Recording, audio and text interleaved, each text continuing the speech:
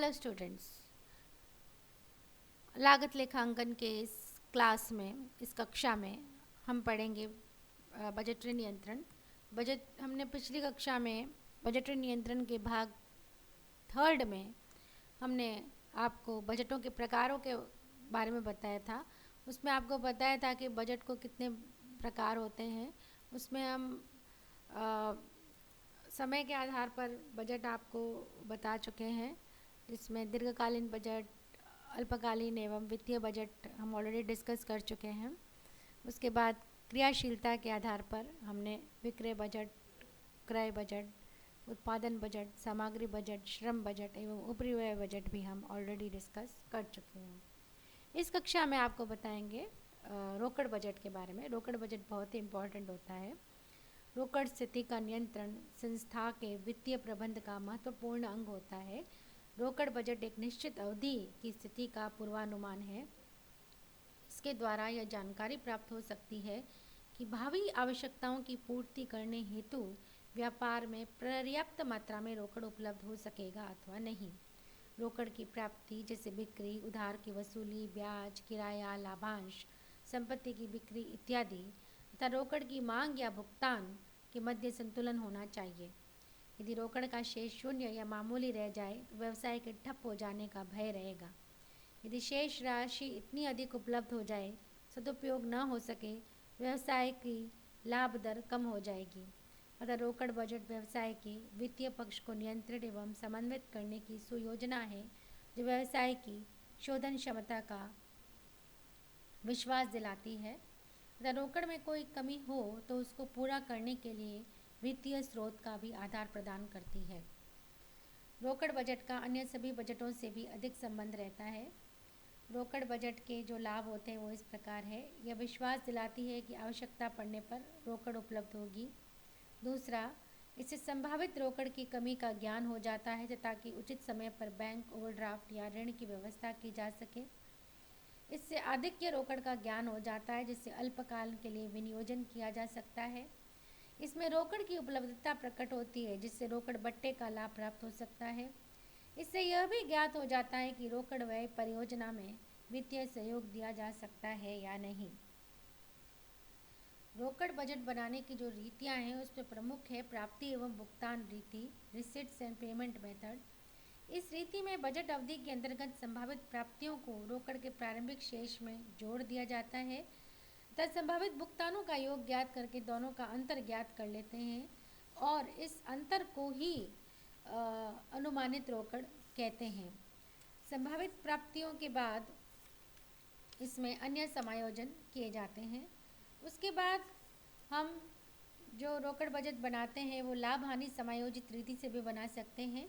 यह रीति मुख्यतः गैर रोकड़ व्यापारों पर आधारित होती है तथा इसकी आधारभूत मान्यता यह है कि लाभ रोकड़ के तुल्य होंगे, अर्थात व्यवसाय में लाभ की राशि से रोकड़ की राशि बढ़ जाएगी।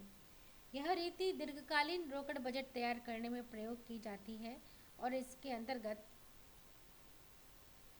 रोकड़ बजट तैयार किया जाता है।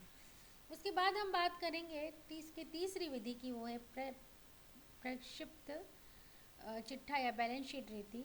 इस रीति के अंतर्गत रोकड़ का अनुमान या पूर्वानुमान लगाने के लिए एक पूर्वानुमान चिट्ठा तैयार किया जाता है और इस चिट्ठे के अतिरिक्त नगद सभी संपत्तियों का योग दायित्वों के योग से अधिक है तो इस आधिक्य को रोकड़ का शेष समझा जाता है। उसके बाद हम बात करेंगे मास्टर बजट की। प्रायः मास्टर बजट को सारांश बजट भी कहते हैं। विभिन्न क्रियाओं से संबंधित जो पृथक पृथक कार्यानुसार बजट जैसे विक्रय, क्रय, उत्पादन, रोकड़, उपरिव्यय आदि बजट बनाए जाते हैं, उन सभी बजटों के समन्वय और समावेश से जो बजट तैयार किया जाता है उसे मास्टर बजट कहते हैं। यह बजट विभिन्न विभागों में अपेक्षित क्रियाओं का प्रदर्शन करता है तथा यह संपूर्ण व्यवसाय की एक विस्तृत योजना एवं सर्वोपरि वित्तीय विवरण के लिए तुल्य होता है। यह बजट उच्च प्रबंधकों द्वारा कंपनी के लक्ष्य के रूप में प्रयोग में किया जाता है। यह बजट बजट ऑफिसर या बजट समिति द्वारा बनाया जाता है। उसके बाद हम बात करेंगे बजटों के प्रकार में। बजटों का तीसरा प्रकार वो है तीसरे प्रकार का आधार, वो है लोचशीलता के आधार पर। विकासशील अर्थव्यवस्था में उपभोक्ताओं की आवश्यकताओं, मांग, फैशन आदि में परिवर्तन होते रहते हैं। इस परिवर्तन के फलस्वरूप किसी भी व्यावसायिक संस्था में निर्माण की जाने वाली वस्तु अथवा वस्तुओं की मात्रा एक समान नहीं रहेगी।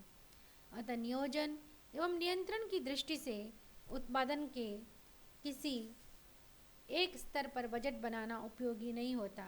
अतः उत्पादित वस्तुओं की मांग में संभावित लोचशीलता को ध्यान में रखते हुए बजट का निर्माण करना चाहिए।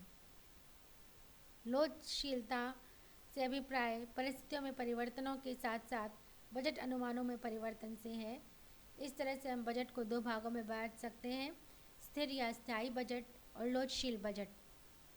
स्थिर बजट वह बजट है जो मात्र एक क्रियाशीलता स्तर तथा एक ही प्रकार की दशाओं को ध्यान में रखकर बनाया जाता है। यह बजट अवधि में परिवर्तित रहता है। क्रियाशीलता के एक निश्चित स्तर को स्थायी मानकर जो बजट बनाया जाता है वह स्थिर बजट कहलाता है। इसमें उत्पादन स्तर में परिवर्तन होने के साथ साथ कोई परिवर्तन नहीं होता है। जैसे एक बजट 1,00,000 इकाइयों के उत्पादन स्तर के लिए बनाया गया है और वास्तविक उत्पादन 70,000 या 1,50,000 हो जाने पर भी वास्तविक समंकों हेतु बजटेड अनुमानों में अंतर क्रियाशीलता स्तर में परिवर्तन हेतु समायोजन किया बिना ही ज्ञात किए जाते हैं।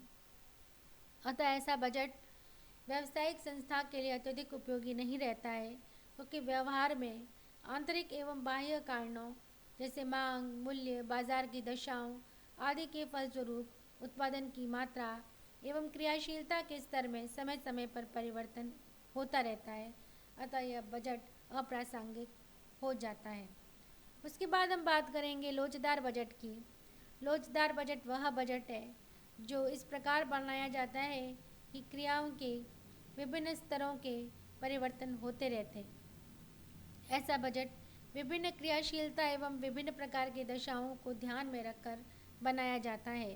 न्यूनतम स्तर से लेकर अधिकतम संचालन स्तर तक के वास्तविक स्तर पर संभाव्य समंकों की वास्तविक व्ययों से तुलना की जा सके तथा इसके द्वारा वास्तविक उत्पादन स्तर पर बजटों को में अनुपातिक परिवर्तन भी किए जा सकें। यदि 75% उत्पादन क्षमता का बजट तैयार करना हो तो 80%, 90% एवं 100% उत्पादन क्षमता के लिए भी बजट समंक क्या होंगे तथा कौन सी क्षमता संस्था को अपेक्षाकृत अधिक लाभप्रद होगी। लोचदार बजट बनाने के लिए अप्रत्यक्ष व्ययों को स्थिर परिवर्तनशील तथा अर्ध परिवर्तनशील व्ययों में विभक्त कर दिया जाता है। संयंत्र की निश्चित क्षमता तथा स्थायी ऊपरी व्ययों में कोई परिवर्तन नहीं होता है, जबकि परिवर्तनशील व्यय उत्पादन की वृद्धि या कमी के आधार पर परिवर्तित होते रहते हैं। लोचशील बजट बनाने की आवश्यकता होती है जहां व्यापार की प्रगति इस प्रकार की हो कि बिक्री का सही अनुमान नहीं लगाया जा सके, जहां विलासिता या अर्धविलासिता की वस्तुएं राजनीतिक व आर्थिक निर्णयों पर आधारित होती है, जहां व्यापार मौसमी परिवर्तनों के आधार पर हो जैसे ठंडा पेय पदार्थ संबंधी उद्योग, जहां व्यापार की बिक्री फैशन में परिवर्तन से प्रभावित हो जैसे तैयार वस्त्र इत्यादि, जहां संस्था शीघ्रता से नए उत्पाद का निर्माण प्रारंभ करती हो, जहां उत्पादन का अधिकांश अंश निर्यात के लिए सुरक्षित रखा गया हो, जहां व्यापार की प्रगति श्रम की पूर्ति पर निर्भर करती हो, जहां व्यावसायिक प्रतिद्वंदियों के संबंध में अनुमान लगाना कठिन हो, जहां उत्पादन के साधनों की अनुभूति अनिश्चित हो तथा जैसे विद्युत शक्ति। लोचशील बजट की उपयोगिता अनेक स्थिर बजटों का समूह होती है। इसमें लागत का सही अनुमान प्राप्त किया जा सकता है। यह सही बजट होता है क्योंकि इसमें परिस्थितियाँ परिवर्तित होती रहती है। सही लाभ का अनुमान हम ज्ञात कर सकते हैं और उचित नियंत्रण हम स्थापित कर सकते हैं, और इसमें यह अनिश्चितता की स्थिति में भी लाभप्रद होता है। तो आशा आपको समझ में आया होगा। धन्यवाद।